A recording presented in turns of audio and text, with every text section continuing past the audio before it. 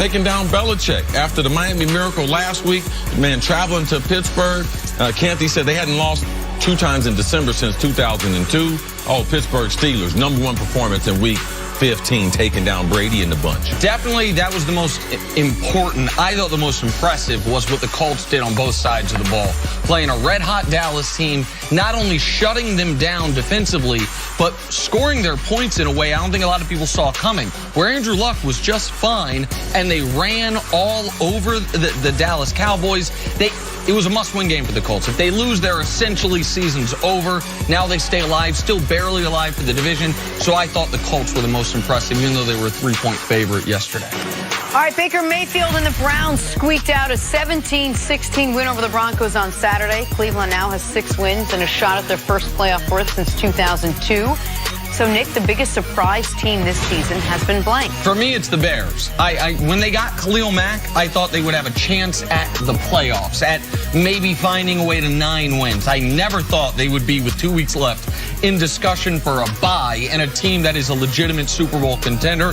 I've been so impressed with Matt Nagy. I've been so impressed with the defense as a whole.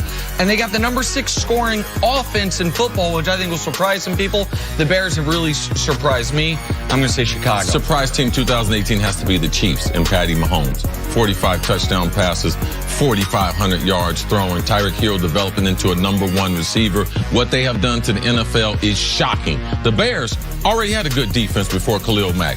Trubisky is a high draft pick. They got a bunch of skilled guys around them, so that was probably more predictable with Khalil Mack added to a great defense. What Kansas City is doing, that's changed the franchise. Not only this season, but that changed the franchise for the next 10 years. All right, moving on from the good to the bad. With the Packers lost yesterday, they'll miss the playoffs for the 2nd straight season.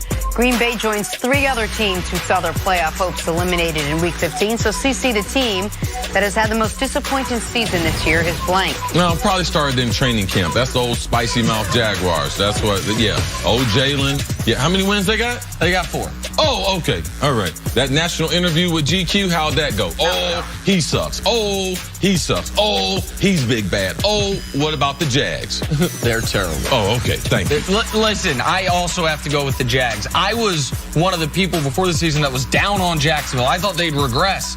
I didn't think they were going to go 4-12 potentially, even if you thought they weren't going to be the AFC Championship team they were last year. Nobody could have seen this total. And Tom Coughlin going to be their coach next year. Oh, man. Oh, yeah. You think that's a real thing? Oh, yeah, absolutely. Oh, yep. Wow. Well, that's going to... Hey, run this back a year from now. Most disappointing 2019 team. The Jags again, if Tom Coughlin's their coach. But, yeah, I mean, the Jags came into the season with legitimate Super Bowl hopes, and right now they're on the clock. They asked Jalen Ramsey after the game, what do you think about the coach? Jalen said, I ain't got time to think about no one but myself. Really? Wow. Oh, yeah. A little departure for him. The Ravens took down the Bucs behind Lamar Jackson's 131 passing yards and another 95 on the ground. Baltimore is now 4-1 with Lamar and sit behind the Steelers in a tight divisional race. So, Nick, the winner of the AFC North will be blank. So mad at myself because I did a flip-flop. Now I'm going to flip back. I had been on the Steelers all year. The Raiders game shook my confidence entirely. I said they're done. They're not going to win the division because I didn't think they could beat the Patriots. But they did, so now I'm back with the Steelers. I should have stuck with it. I'm so dumb for that. But Steelers, that win was so important. Ravens have a very difficult game against Chargers coming up. I got to go Steelers. How much confidence did you really have if one thing happened, then you was shook? Well, I was maybe a little maybe use a different word. Maybe a word club. Grab a different word, because you can't have confidence, then lose one, and I'm shook.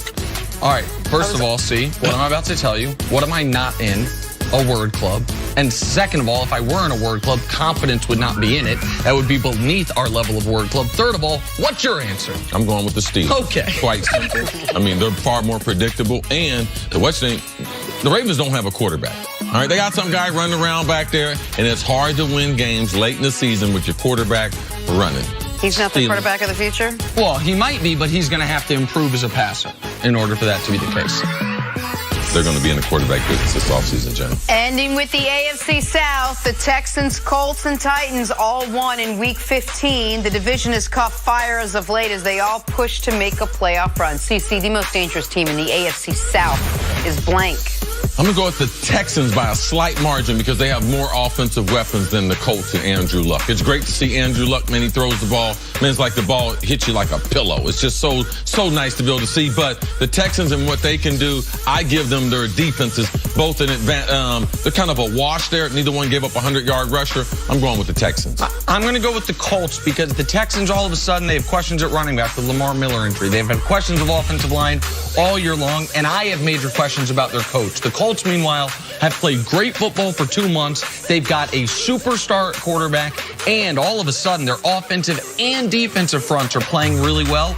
If they get into the tournament from 1-5, that will have meant they won 9 of their last 10. They'll be one of the hottest, most dangerous teams. So I'm going to say the Colts if they can get in there. All right, sounds good. Coming up, Nick Foles in the